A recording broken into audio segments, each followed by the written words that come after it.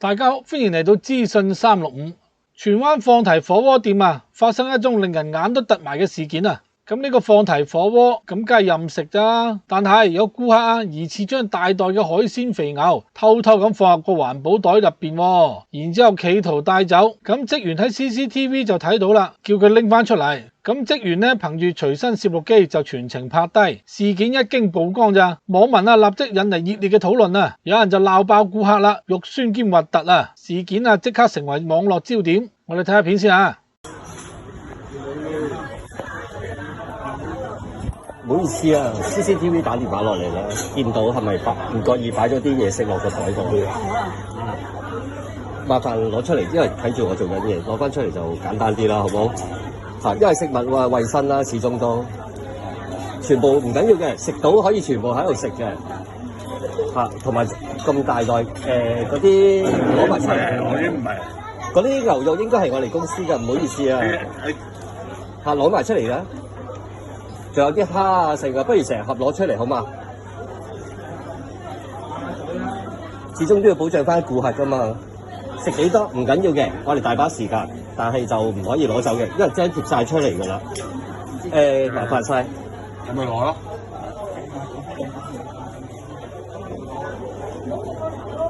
成袋。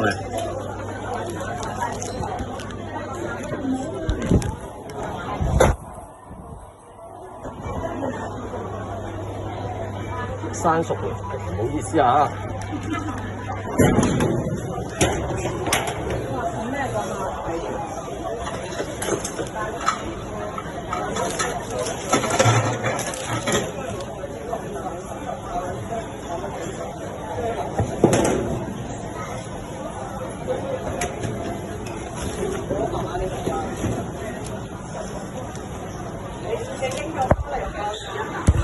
咁啱啱喺 A49嗰度啦，見到個客就攞盜取咗比較多嘅食材拎走。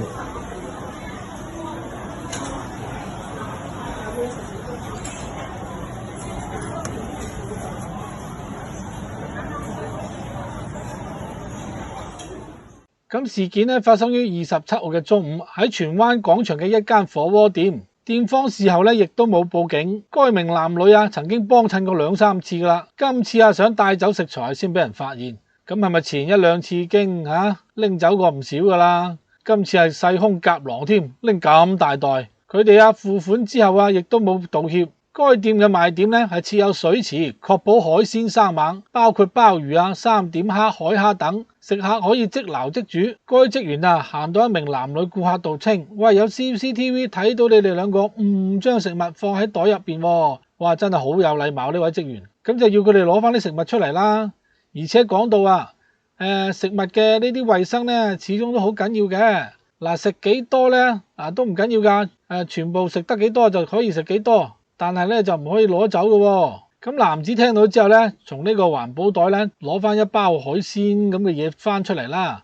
咁職員啊仲係察覺到啊男女啊收埋其他食物，並催促佢攞翻出嚟啦。男子啊即刻就話否認啦，稱呢啲啊唔係店家嘅食物。咁啊職員就堅稱啦，呢啲牛肉應該係我哋公司嘅喎，唔好意思啊，攞翻出嚟。仲有啊啲蝦嗰啲剩啊，不如成盒攞翻出嚟啦，好唔好？咁始終都要保障翻顧客噶嘛，食幾多唔緊要嘅，我哋大把時間，但係唔可以拎走咯，因為呢啲都係貼晒出嚟噶，麻煩晒啊！哇，呢個職員真係實在太有禮貌啦，真係十分客氣。咁啊男子啊真係冇辦法啦，咁啊隨後咧就喺個袋裏邊咧揦咗一大紮肥牛上嚟，咁啊放喺台面啦。咁喺職員嘅再三要求下，男子啊最終交咗成個環保袋出嚟。